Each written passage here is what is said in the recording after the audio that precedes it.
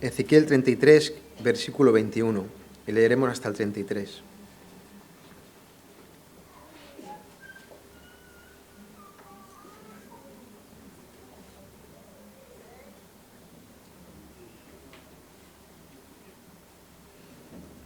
Dice así la palabra del Señor.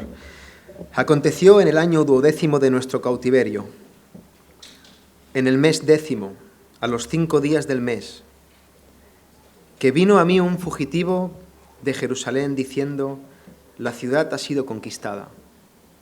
Y la mano de Jehová había sido sobre mí la tarde antes de llegar el fugitivo, y había abierto mi boca hasta que vino a mí por la mañana, y abrió mi boca y ya no más estuve callado. Y vino a mí palabra de Jehová diciendo: Hijo de hombre, los que habitan aquellos lugares asolados en la tierra de Israel hablan diciendo: Abraham era uno y poseyó la tierra, pues nosotros somos muchos, a nosotros nos es dada la tierra en posesión. Por tanto, diles: así ha dicho Jehová el Señor: comeréis con sangre y a vuestros ídolos alzaréis vuestros ojos y derramaréis sangre y poseeréis vosotros la tierra.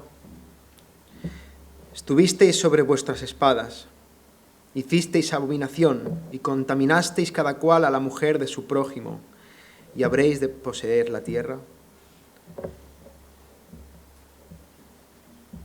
Les dirás así: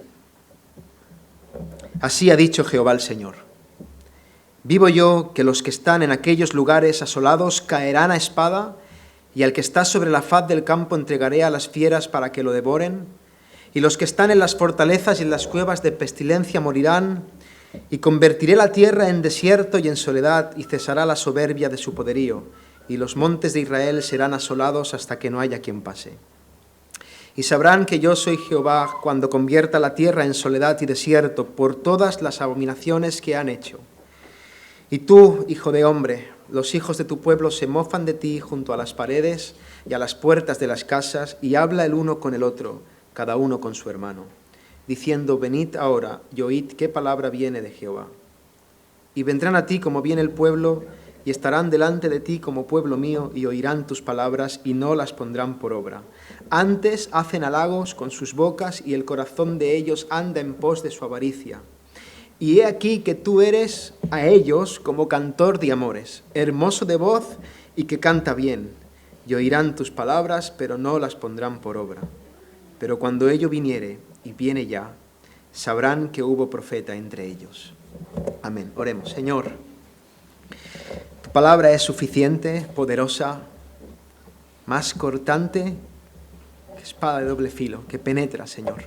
Y hoy te pido, Dios mío, que abras nuestro corazón de par en par y que tu palabra haya cabida en nosotros. Te pido que sea voz tuya y no mía la que se predique hoy. Que podamos entender mejor la profundidad y la trascendencia que hay aquí, Señor, y que podamos entender quién eres tú y poner por obra lo que tú nos mandas y lo que tú nos enseñas en tu bendita y preciosa palabra. Bendice esta iglesia, Señor. Dale discernimiento a su pastor, dale discernimiento a los miembros. Bendícela, Señor. Te lo ruego en el nombre de Jesús. Amén.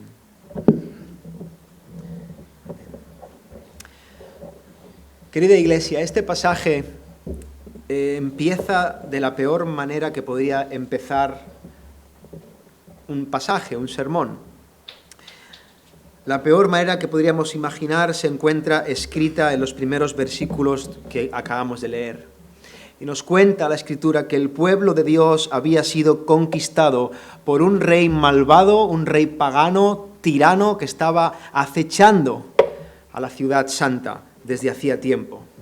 Sí, el imperio babilónico, el rey Nabucodonosor, había llegado a las puertas de Jerusalén y finalmente Jerusalén había sido sitiada.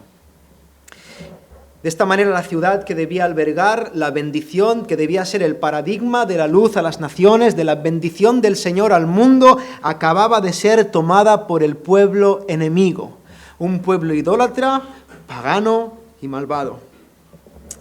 Y lo cierto es que en la escena en la que nosotros acabamos de ver, que nosotros acabamos de leer, el profeta Ezequiel estaba en el Señor y no le cogía por sorpresa esta noticia. De hecho, Ezequiel llevaba muchos años anunciando que esto iba a ocurrir. Dios le había revelado a Ezequiel que alertara al pueblo de su fatal e inminente destino. Dios iba a entregar a Israel en manos del pueblo babilónico y ahora el pueblo debía rendirse a esa circunstancia. Dios los había abandonado a su suerte y ya no había nada que hacer. El mensaje que predicaba Ezequiel no era un mensaje cómodo, era un mensaje de hecho muy incómodo, que podía ser tildado de alguien con falta de fe. Ezequiel les decía, mirad, van a venir a destruirnos a todos. Van a venir a conquistarnos por nuestra maldad, por nuestra idolatría. ¿Y sabéis qué? Ya no predico ni arrepentimiento. Rendiros al pueblo que va a venir a conquistaros, porque no va a haber victoria posible. Tenéis que rendiros. Tenéis que sucumbir ante el paganismo y ante la idolatría y ante el pueblo malvado, doblar la rodilla y dejaros conquistar por un pueblo que os va a hacer mal. Algunos tildaban a Ezequiel de faltos de fe, algunos tildaban a Ezequiel de no estar en línea con la voluntad del Señor. ¿Cómo nosotros vamos a ser conquistados y ni siquiera vamos a pelear? ¿Dónde está tu fe, profeta? Pero este era el mensaje de Dios. Dios le había anunciado al profeta que ya no podía más de su pueblo, que ya no iba a luchar más en favor de su pueblo, que ya no iba a darles victoria. Y querida iglesia, si Dios no da la victoria, no hay victoria posible. Si Dios no está contigo, no vas a poder continuar. No vas a poder hacer frente a tus batallas. Dios ya no iba a luchar más a favor de ellos. Una tras otra oportunidad les había dado al pueblo de Israel para que se arrepintieran y se volvieran a Él. Pero el pueblo era duro de cerviz, incircunciso de corazón. Y finalmente Dios los iba a entregar al pueblo enemigo. En ese momento, en el pasaje que nosotros estamos leyendo, Ezequiel se encontraba en un exilio que Dios le había ordenado para confirmar lo que él mismo estaba profetizando. Unos capítulos antes, en el libro de Ezequiel, leemos lo siguiente. Dice, vino a mí palabra de Jehová diciendo, hijo de hombre, tú habitas en medio de casa rebelde, los cuales tienen ojos para ver y no ven, tienen oídos para oír y no oyen, porque son casa rebelde. Por tanto, tú, hijo de hombre, prepárate en seres de marcha y parte de día delante de sus ojos, y te pasarás a tu lugar, a otro lugar, a vista de ellos, por si tal vez atienden, porque son casa rebelde. Dios le estaba dando a Ezequiel una orden muy difícil, algo que parecía de locos. Ezequiel tenía que coger sus cosas como si ya estuviera Nabucodonosor a las puertas e irse al exilio como si la conquista ya estuviera ocurriendo cuando todavía no había ocurrido nada. Dios le dice a Ezequiel, Ezequiel, vete con lo puesto y sal a ojos del pueblo. Ezequiel sabía que Dios cumpliría lo que estaba anunciado y Ezequiel tuvo fe y puso por obra aquello que él mismo estaba profetizando. Más adelante, en el versículo 7 de ese capítulo, dice, y yo hice así como me fue mandado, saqué mis enseres de día como enseres de cautiverio, y a la tarde me abrí paso por entre la pared con mi propia mano, salí de noche y los llevé sobre los hombros a vista de ellos. Esto está en Ezequiel capítulo 12. Jerusalén todavía no había sido conquistada, pero el profeta debía vivir como si ya lo estuviera siendo. Querida iglesia, cuán importante es que las personas que profetizan vivan conforme a la profecía. Ezequiel podía pararse delante del pueblo de Israel y decirles, yo me creo todo lo que os digo y me lo creo hasta el punto que vivo como si estuviera ocurriendo lo que aún ha de venir. Y esta es la manera en la que todo verdadero creyente debe vivir. El portador del mensaje de Dios tiene el deber de vivir el mensaje de Dios, conforme al mensaje de Dios, y eso fue lo que hizo el profeta. Ezequiel puso por obra su profecía y se fue a un lugar apartado de Jerusalén en un exilio anticipado, porque la destrucción era cuestión de tiempo. Dios iba a cumplir con sus propósitos. Y ahora, en ese contexto, con un Ezequiel en el desierto, exiliado antes de tiempo, habiendo tenido que abandonar su casa a toda prisa por mandato del Señor y estando en un momento de soledad, en un momento de angustia, porque sabía que su pueblo, su nación iba a recibir el juicio en cualquier momento. En ese momento aparece un fugitivo que había conseguido escapar de la conquista de Nabucodonosor a Jerusalén y va a ver al profeta. Dios había cumplido su palabra, Jerusalén había sido arrasada y un fugitivo va a anunciarle al profeta lo que el profeta ya sabía. Y aquí es donde entramos en el mensaje de hoy. Porque lo que quiero que nos centremos en los próximos minutos es en la reacción del pueblo, en lo que Dios nos revela acerca del pueblo de Israel en medio de esa circunstancia y cómo el Señor profundiza en todo eso y nos cuenta muchas verdades que nos hacen temblar delante de Él. Porque a pesar de la situación que vivía Israel, a pesar del momento en el que estaban experimentando, Israel todavía conservaba una confianza orgullosa que solamente reforzaba más su soberbia religiosa. Fijaros lo que dice el versículo 4 del pasaje donde estamos. Ezequiel 33, 24. Hijo de hombre, los que habitan en lugares asolados en la tierra de Israel hablan diciendo: Abraham era uno y poseyó la tierra, pues nosotros somos muchos, a nosotros nos es dada la tierra en posesión. En esta declaración Dios denuncia al menos dos posturas pecaminosas del pueblo de Israel que podemos encontrar incluso en algunas actitudes en la iglesia del Señor cuando hay carencia de vida espiritual. Por un lado está la confianza en el hombre y en la obra del hombre.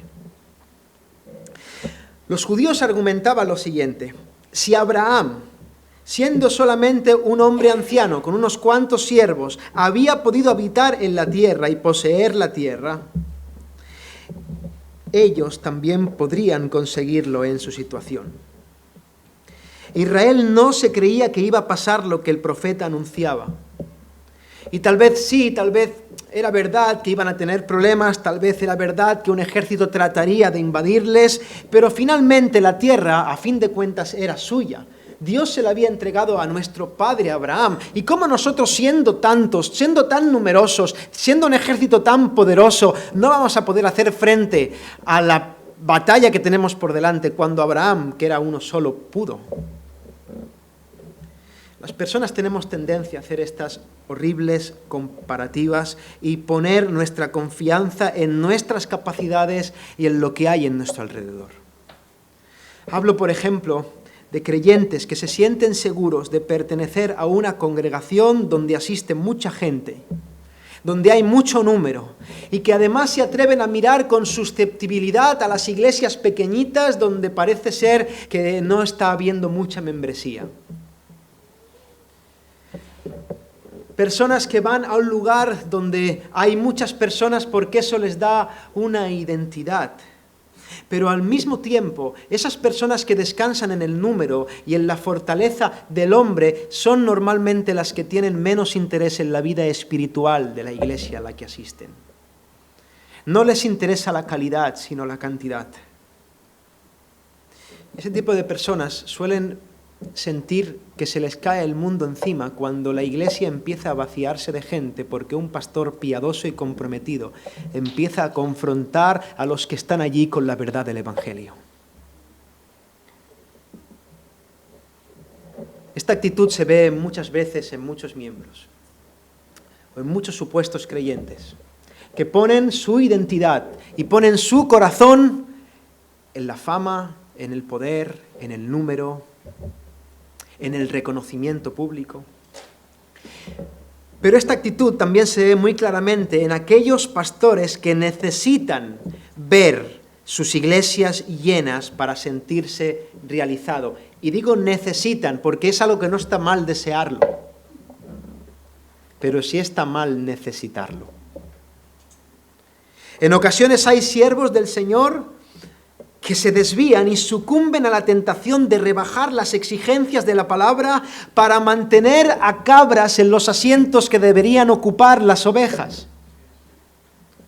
Personas que miden el éxito por el número, no por la calidad, y les preocupa más los números que los nombres. Personas que se jactan, pastores que se jactan de estar pastoreando a 400 personas. Yo les pregunto, ¿cómo tienes tiempo de pastorear a 400 personas?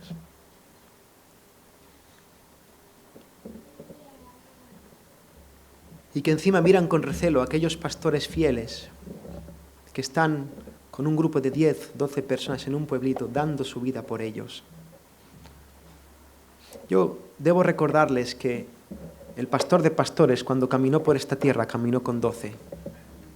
Y uno no era oveja. O sea que en realidad eran 11.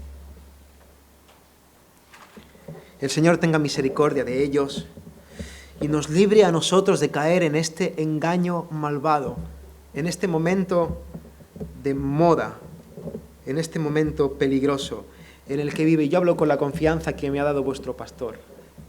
En este momento peligroso en esta congregación.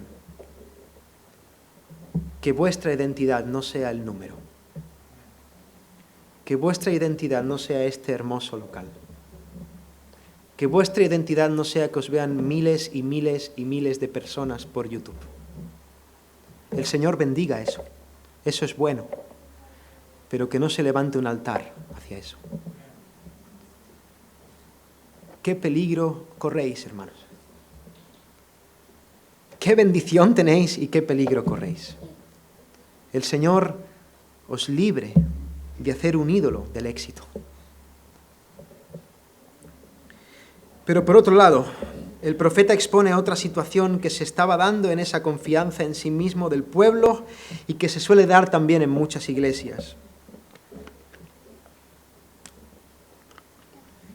Querida iglesia, existen personas que están convencidas de que el hecho de llevar mucho tiempo asistiendo a la iglesia los convierte automáticamente en ciudadanos de primer nivel en el reino de los cielos. Personas que hacen de su larga experiencia eclesiástica un pretexto para convertirse en una especie de embajadores con inmunidad diplomática en las iglesias. Y yo esto lo he escuchado tantas veces apenado. Yo soy muy joven en todos los sentidos, como hombre y joven en el Señor. Y tantas veces he tenido que escuchar entristecido frases como: ¿a mí qué me vas a contar si yo llevo 30 años aquí? Eso es lo que yo describo como el cristianismo de galones. Hay personas que de forma muy clara, otras de forma más sutil, piensan que merecen otro tipo de trato en la iglesia por su trayectoria como cristianos, por todo lo que han hecho. Miran para atrás y se golpean el pecho como si alguien les debiera algo por lo que han hecho para Cristo. Cuando Cristo dice: cuando hayas hecho todo lo que tienes que hacer, yo te voy a decir que eres un siervo inútil.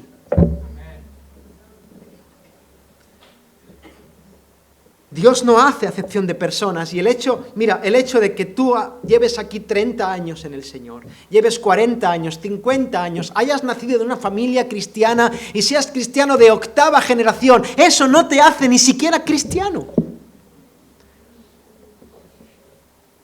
Cuidado con la veteranía, la jactancia de la veteranía cristiana.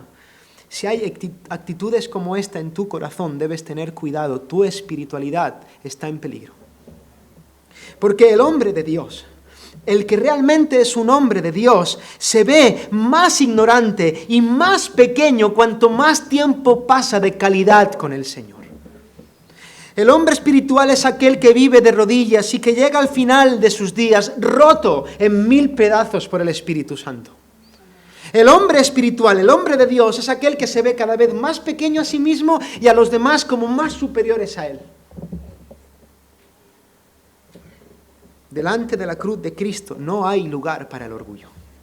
Cuando alguien realmente está delante de la cruz de Cristo y puede ver en su corazón al Jesús resucitado, reinando en gloria, no hay lugar para la jactancia. No hay lugar para el orgullo, ni hay lugar para los galones. Hay lugar para el quebranto, para la humildad, para el aprendizaje. Esos judíos del pasaje que estamos exponiendo, ellos se elevaban como los escogidos de Dios por la promesa dada a Abraham y estaban convencidos de formar parte del pueblo de Dios a pesar de tener un corazón duro.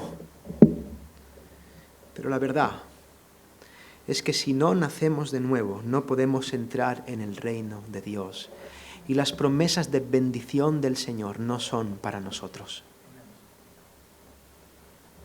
En el Evangelio de Mateo encontramos una declaración contundente de Juan el Bautista dirigida a esta clase de personas. Él dice: y no penséis decir dentro de vosotros mismos, Abraham tenemos por padre, porque yo os digo que Dios puede levantar hijos a Abraham aun de estas piedras.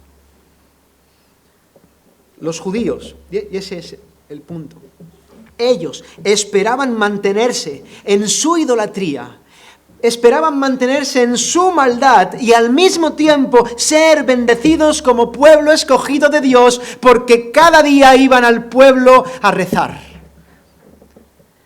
Cada día se acercaban al templo o a la sinagoga a hacer sus oraciones. Y de la misma manera hay personas que viven confiadas en su religiosidad, en el tiempo que llevan en una iglesia, en el cargo que ocupan, el gran testimonio de su familia, el gran testimonio de sus galones religiosos. Les dirás así: así ha dicho Jehová el Señor, vivo yo, que los que están en aquellos lugares asolados caerán a espada, y el que está sobre la faz del campo entregaré a las fieras para que lo devoren, y los que están en las fortalezas y en las cuevas de pestilencia morirán, y convertiré la tierra en desierto y en soledad, y cesará la soberbia de su poderío, y los montes de Israel serán asolados hasta que no haya quien pase. Querida iglesia, la realidad bíblica es que ninguna tradición, ninguna religión, ningún galón espiritual que te puedas tú poner a ti mismo, nada de eso te va a servir cuando Dios venga en su juicio y te mire con sus ojos como llamas de fuego y te desnude espiritualmente y no haya dónde escapar y se vea claramente quién eres. Lo único que va a contar es si realmente has rendido tu corazón a aquel que es Rey de Reyes y Señor de Señores. Todos los hipócritas religiosos, sean de esta iglesia o de cualquier otra, van a perecer en el infierno. Pero ahora, si esto no fuera suficientemente fuerte y duro, Dios todavía va a cavar un poco más profundo en lo que le dice al profeta y advertir de una realidad arrolladora. La hipocresía de muchos de decir amén al mensaje sin la intención ni el verdadero deseo de poner por obra el mandamiento. Porque mira, Ezequiel había tenido un ministerio muy sufrido. De hecho, creo que todos los hombres de Dios, fieles a la palabra del Señor, o que intentamos serlo, sufrimos. Ezequiel había sufrido mucho. El profeta había tenido que sobrellevar la carga de no ser escuchado, de ver a Dios deshonrado, de ver que el pueblo se perdía en su maldad y en la dureza de su corazón, y esa situación le había costado muchísimas lágrimas. Pero también, a diferencia a lo mejor de otros profetas que nunca tuvieron ese privilegio, a Ezequiel también le habían prestado en alguna ocasión mucha atención. Porque Ezequiel era un sacerdote, y además un sacerdote muy bien considerado. Era un hombre sabio, un orador elocuente, alguien que hablaba bien, que llamaba mucho la atención del pueblo y que muchos iban a escucharle mientras le aplaudían. Y es posible que el hecho de ser escuchado hubiera proporcionado en el corazón de Ezequiel, al menos a mí me hubiera ocurrido eso, un aire de esperanza. Porque el profeta de Dios no quiere que el pueblo perezca. El profeta de Dios canta aleluya ante los juicios del Señor, pero alerta al pueblo, porque lo que quiere es la bendición del pueblo. Y es posible que Ezequiel dijera, ¿me escuchan? Están todos perdidos, pero hay gente que me escucha, que se sienta a preguntarme qué ha dicho el Señor, que me dicen amén y me dan la mano y me dan un abrazo después, incluso me han dado una ofrenda, me tratan bien. Perdón, Dios dice lo siguiente: y tú, hijo de hombre, los hijos de tu pueblo se mofan de ti junto a las paredes y a las puertas de las casas. Y habla el uno con el otro, cada uno con su hermano, diciendo, venid ahora y oíd qué palabra viene de Jehová. Y vendrán a ti como viene el pueblo, y estarán delante de ti como pueblo mío, y oirán tus palabras, y no las pondrán por obra. Antes hacen halagos con sus bocas, y el corazón de ellos anda en pos de su avaricia. Estos personajes iban al profeta aparentando ser el pueblo de Dios. Iban como pueblo suyo, parecían creyentes, parecía que fueran gente piadosa que deseaban escuchar la palabra del Señor, pero en realidad ahora Dios les revela al profeta que no lo eran. Parecían que quisieran estar en comunión con el Señor y oír su palabra, pero todo era una mentira. Ezequiel no era el profeta al que iban a escuchar, porque realmente su corazón anhelaba hacer la voluntad de Dios. No, Ezequiel era el instrumento que ellos utilizaban para enmascarar su maldad. A esos religiosos les encantaba escuchar al profeta y asentir. Les encantaba decir amén a esas verdades, porque eso les ofrecía identidad de ser verdaderos cristianos, de ser verdaderos creyentes. El discurso del profeta era poderoso. Él no se andaba con chiquitas, no tenía filtros, no tenía pelos en la lengua. Él decía las cosas como eran.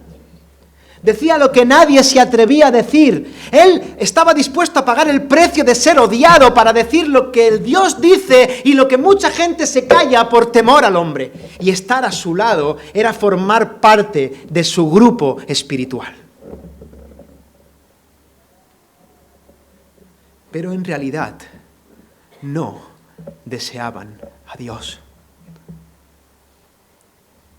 Y aquí, dice el Señor, tú eres a ellos como cantor de amores, hermoso de voz y que canta bien, y oirán tus palabras, pero no las pondrán por obra.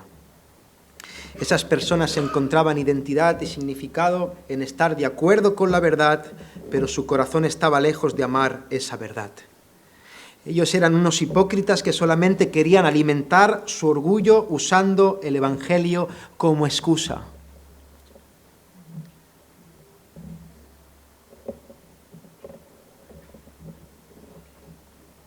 Sí, hermanos, está de moda esto. Gloria al Señor, está de moda la IEG, está de moda la ICPF, está de moda la IBSJ. Si algún día abro una iglesia, pondré muchas siglas para que cueste mucho decirlo. IBSJHK. Está muy de moda.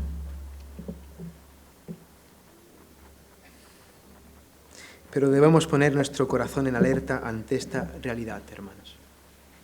Porque estamos observando una moda, un resurgir de la sana doctrina, del celo por la verdad bíblica. Está ganando terreno el cristianismo bíblico, el evangelio centrado en la palabra. Se levantan siervos de Dios que predican con fidelidad, y yo le doy gracias al Señor infinitamente por ello. Vivimos en una época en la que se está poniendo de moda las frases de los puritanos, las teologías reformadas, las teologías sistemáticas, las predicaciones expositivas, los mensajes bíblicos contundentes, los profetas que predican realmente la palabra de Dios. Dios, que se ciñen a la profecía de Dios, se les hincha la vena hablando la verdad bíblica y Dios está haciendo algo hermoso en su pueblo. Pero la pregunta que tenemos que hacernos ahora mismo, tú y yo, es esta: ¿hay realmente vida en mí? ¿Hay realmente vida en mí? ¿Amo al Señor? Porque, hermanos, cuando le preguntaron a Jesús qué teníamos que hacer, Él no dijo que leyéramos la teología sistemática de Wayne Grudem. Él no dijo que teníamos que empezar a leer confesiones de fe y tener que ponernos traje y corbata y tener que predicar expositivamente. Él dijo: amarás al Señor tu Dios con todo tu corazón y a tu prójimo como a ti mismo. ¿Hay vida en ti? Pregúntate eso ahora. ¿Amo a Dios? ¿Amo al Señor? ¿O solamente vengo aquí porque esto está de moda y venir aquí me identifica con un creyente comprometido? ¿Cómo eres en tu vida, en tu día a día? ¿Cómo eres con tu esposa? ¿Cómo eres con tu padre? ¿Cómo eres con tu amigo? ¿Cómo eres en el trabajo? ¿Cuántas horas pasas de deleitarte con el Señor, de rodillas clamando y disfrutando de Él? La vida cristiana va de esto: conocer al Señor, amarle. El famoso predicador A.V. Tozer dijo: si Dios es luz, alumbrará toda oscuridad en la vida del que llama. Albert N. Martin dice: el objetivo de Dios en darnos su verdad no fue simplemente la instrucción de nuestras mentes, sino más bien la transformación de nuestras vidas. Yo no quiero que se me malinterprete hoy. Yo amo la teología. Si no, le podéis preguntar a vuestro pastor y os va a confirmar que soy un friki de la teología. Si venís a casa, tengo un montón de libros de teología y me encanta estudiar la palabra y creo que son herramientas preciosas de gracia. Soy el primero en seguir a buenos maestros, en profundizar en el estudio de las Escrituras. Me gusta, mi intención hoy no es denunciar la teología ni la sana doctrina, ni denunciar la predicación expositiva. Gloria a Dios por eso. Pero me carga, me duele en el corazón ver a hombres y mujeres que se ponen a frases de puritanos en el WhatsApp y su vida no tiene nada de puritana. Me duele el corazón que haya personas que compartan predicaciones de Sugel Michelin y de John Piper y de Paul Washer cuando tienen un matrimonio roto y no hacen nada para solucionarlo, cuando tienen a los hijos perdidos y no hacen nada para solucionarlo, cuando no se congregan en ninguna iglesia, viven un cristianismo individual, sin amar, ni perdonar, ni bendecir a otros, y se jactan de seguir a Spurgeon y de seguir a Tozer y de seguir a Whitfield y a Wesley. ¿De qué te vale eso cuando estés delante del Señor? El Señor a ti no te va a preguntar cuántas frases de puritanos conoces. El Señor no te va a preguntar si tú has leído los sermones de Piper o de Spurgeon o de Washer o de Juan Manuel Baz o de quien sea. Eso no te va a valer de nada. La pregunta va a ser: ¿hay vida en ti? ¿Dónde está tu corazón? ¿Cómo has tratado a la esposa que te di? ¿Cómo has tratado al pastor que te di? ¿Cómo te has esforzado para que el Evangelio se extienda en el mundo? ¿Cuánto de tu dinero fue a ese cofre que pone misiones? Ardiendo tu corazón para que en los lugares donde Cristo nunca ha sido anunciado, sea anunciado. Pero es más fácil ponerte una frase de Paul Washer y decir: yo estoy de acuerdo con él. Y el Señor se repugna con esto.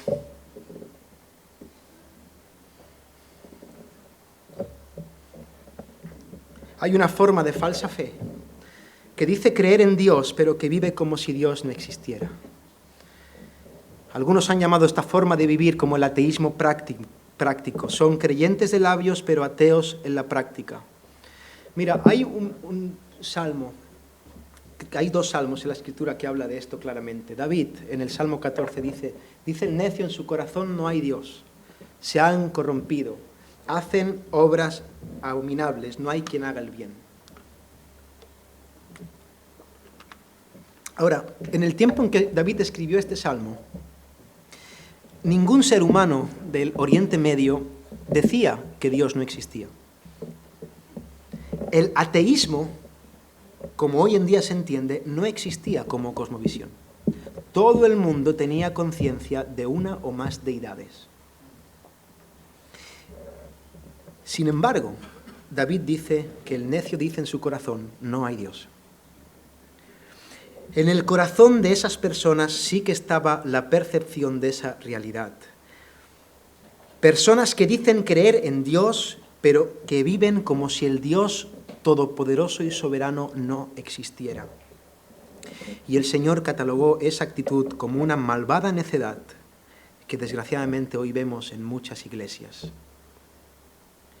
Personas que dicen creer en la fe ortodoxa, que están de acuerdo con la declaración, la confesión de fe bautista de 1689.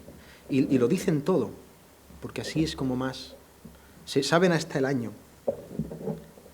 Pero luego ves su vida y no puedes ver un atisbo de esa declaración ni de esa confesión en su vida. Personas que toman en la práctica decisiones ajenas a la voluntad de Dios. Personas que han abrazado un intelectualismo religioso y el diablo las tiene engañadas en esa situación. Y el intelectualismo religioso es una moda muy peligrosa y los predicadores debemos alertar de ello. Querida iglesia, caminando por fe, Cristo es vida y Cristo produce vida. Jesús alcanza los corazones y los transforma. Jesús entra en un hogar y lo pone patas arriba para ordenarlo. Hay una revolución. Es traumático. Si eso no ha ocurrido en ti, no ha ocurrido nada en ti. Jesús empieza la obra en alguien y la perfecciona hasta el día en que parta o Él venga. Cuando el Señor llega a una vida, la transforma. Hace poco hablaba con un amigo, un predicador, un pastor joven, que lo quiero muchísimo. Y él dice que se convirtió, llevaba mucho tiempo en la iglesia con sus padres, eran pastores sus padres, y él estaba viviendo una vida religiosa con 16, 17 años. Él iba a la iglesia porque sus padres iban, él creía que era cristiano, pero realmente no había habido esa experiencia del Espíritu Santo en él, ese nuevo nacimiento. Él no había creído, no se había arrepentido. Dice que un día estaba en su habitación y que el Señor lo tocó leyendo la Escritura, el Señor lo salvó. Y él tuvo en el corazón seguir yendo a la plaza donde estaban sus amigos no creyentes, donde había estado desde pequeño, para no perder el contacto con ellos, pero algo había cambiado en su interior, él era otra persona.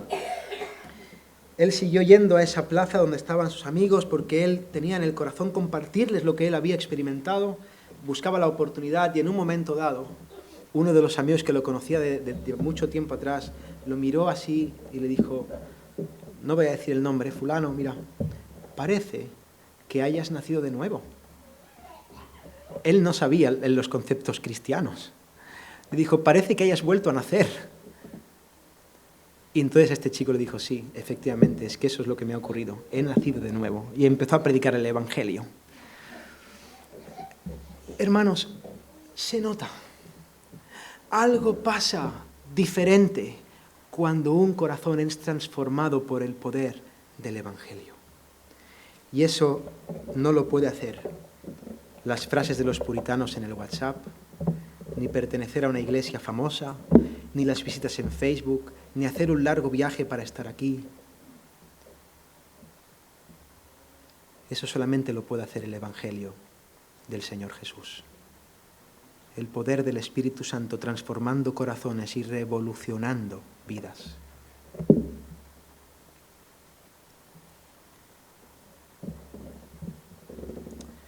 El punto es que Ezequiel, como muchos siervos del Señor en la actualidad, estaba sufriendo en sus carnes el ser un vocero de la verdad y recibir muchas veces la aprobación del pueblo, sin que eso se tradujera en una vida de arrepentimiento y fe por parte de sus oyentes.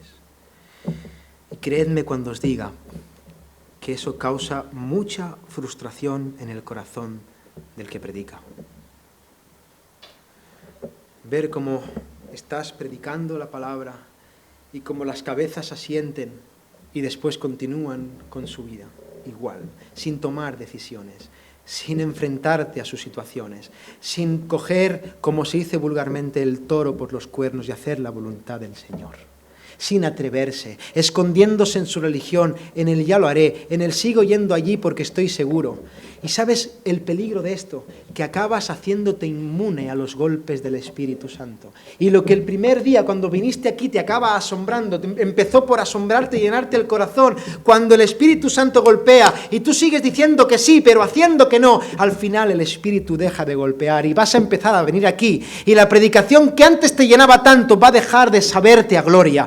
Y el pastor que te caía tan bien cuando decía esas verdades va a empezar a no caerte tan bien. Y vas a empezar a contaminar tu corazón. Y el problema no está ni en esta iglesia, ni en el predicador que predica, ni en la Biblia. El problema está en ti, que eres duro de corazón, que dices que sí, pero haces que no.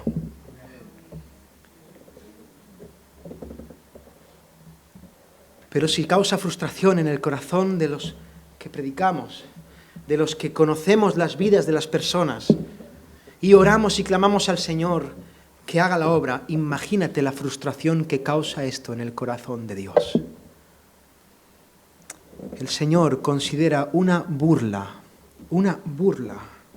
mostrar un interés aparente y una aprobación ante la palabra, pero no vivir conforme a ella.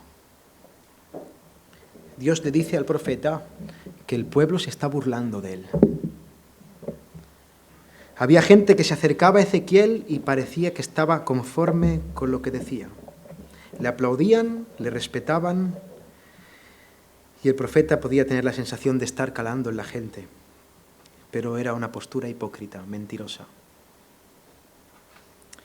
Ellos no tenían el menor interés en Dios ni en su voluntad y solamente se complacían con calmar sus conciencias, diciendo que estaban de acuerdo con la verdad, porque estaba de moda decirlo. Una pregunta, con honestidad de corazón. ¿Es este tu caso?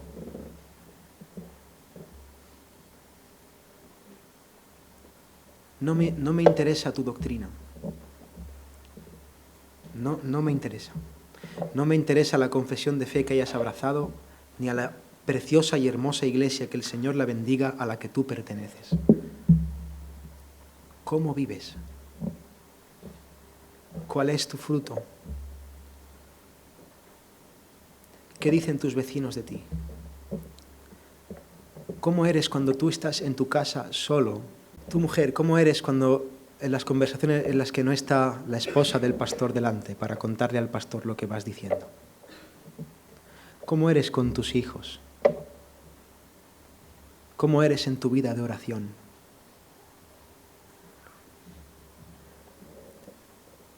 El Señor nos llama hoy a tener temor de Él.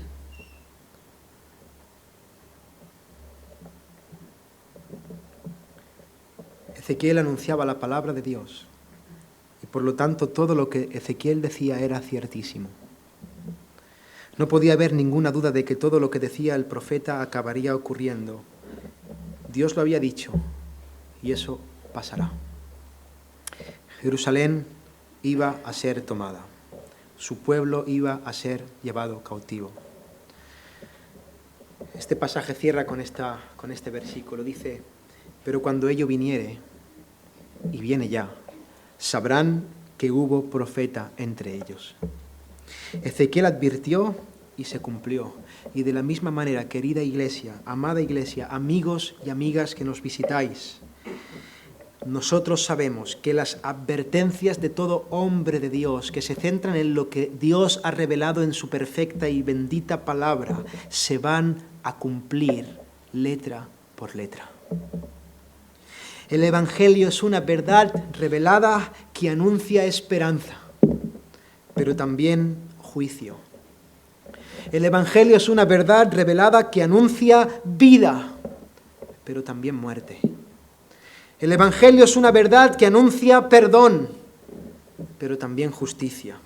Y nosotros predicamos que Jesucristo venció a la muerte y al pecado en la cruz del Calvario. Predicamos que al tercer día resucitó en gloria y ahora Él está a la diestra del Padre intercediendo por su pueblo.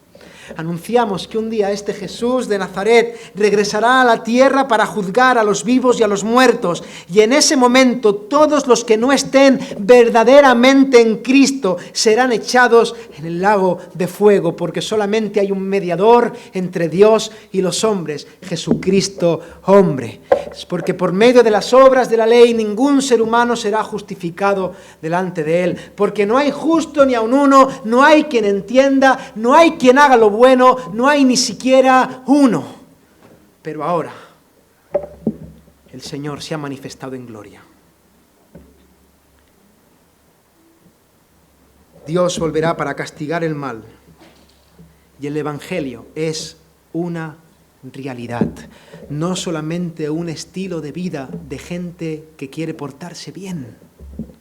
El Evangelio es una realidad. Un día los cielos serán abiertos y veremos a aquel que es perfecto y precioso cabalgando sobre las nubes y llegar para juzgar a las naciones. Y ¿sabes qué? Ese al que tú hoy estabas alabando te va a mirar con sus ojos en llamas y te va a fulminar por dentro y no habrá escapatoria, no tendrás excusa. Si has oído el Evangelio, no tendrás excusa por haber rechazado al Padre y haber rechazado al Hijo, y no le vas a poder decir, mira, ¿sabes qué, Señor? Sí, lo que tú dices es verdad, pero yo estuve yendo a iglesia caminando por fe durante 10 años y me senté cada domingo allí.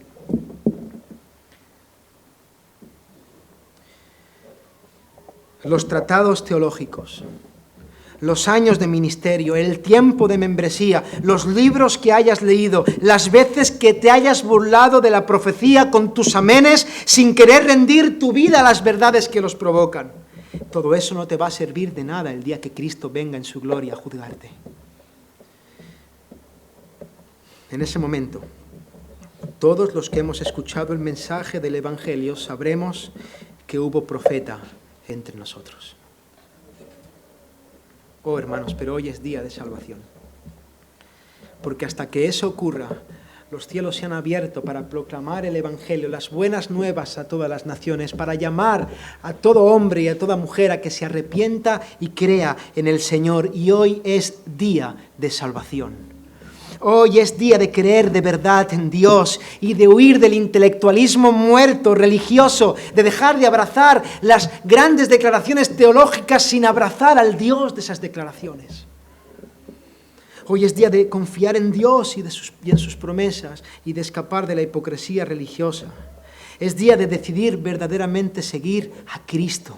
Seguirlo de verdad, dejándolo todo, estando dispuestos incluso a aborrecer a nuestro padre, a nuestra madre, a nuestros hermanos, para ganar a aquel que es digno de toda alabanza. Hoy es día de que la ceguera de nuestro corazón sea quitada y de poder ver la gloria de Dios en la faz de Jesucristo. Hoy es día de comprender lo valioso que es el Hijo de Dios, de comprender quién es Él realmente, el cual, siendo en forma de Dios, no estimó el ser igual a Dios como cosa a la que aferrarse y vino a este mundo, a este manicomio insoportable, en forma de bebé, dejándose cuidar por 2 personas pecadoras que necesitaban de su gracia, y vino a vivir de una manera perfecta y cumplió la ley de una forma impoluta y fue a una cruz para pagar por nuestros pecados y venció a la muerte y venció al pecado y sufrió toda la ira del Padre en su corazón, en su alma, se quebrantó, consumó un acto perfecto y al tercer día resucitó en gloria y poder. Hoy es día de alabar realmente a aquel que vive por los siglos y reina con poder y un día volverá a buscar a su pueblo. Oh, Señor, hoy es día de poder ver cuán grande y glorioso es su perdón a través de esa sangre derramada en la cruz del Calvario. Cuando Jesús estaba en la tierra, en este manicomio, como decía, una de las cosas que hizo fue pararse en una cita que él tenía programada con una mujer samaritana en un pozo. Le era necesario pasar por Samaria para encontrarse con esa mujer. Y ellos empezaron a entablar una conversación. Y en un momento el Señor le dice, a la mujer que estaba en un pozo sacando agua: cualquiera que bebiere de este agua volverá a tener sed. Evidentemente Jesús no se refería al pozo. Jesús estaba diciendo: cualquiera que beba del agua de lo que el mundo le da, de los muchos maridos que ya has tenido, samaritana. Cualquiera que beba del agua de la teología reformada, del agua de las confesiones de fe, del agua del Juan Manuel, o del agua del Marcos, o del Jimmy, o del agua de quien te dé la gana, va a volver a tener sed. Cualquiera que beba incluso de las cosas buenas, el agua de su familia, el agua de su hijo, el agua de su trabajo, el agua de un buen día, no sé, de camping con tu familia. Cualquiera que beba de esa agua, pretendiendo que eso sea lo que llene su corazón, volverá a tener sed. Pero el que beba del agua, dice el Señor, que yo le daré, no volverá a tener sed jamás, sino que el agua que yo le daré será en él una fuente que salte para vida eterna. Oh, hermanos, hoy es día de dejar de tener sed y de venir a saciarte en el manantial de agua que salta para vida eterna. En Cristo hay vida, en Cristo hay perdón. Hoy es día de venir a sus pies y de que Él nos llene con su bendita misericordia, con su precioso evangelio, de que nuestro corazón rebose de gozo sabiendo que Él es la fuente de agua que puede saciar nuestra sed, que en Él hay verdadero perdón, verdadera esperanza y verdadera vida. Amén. Vamos a orar. Señor,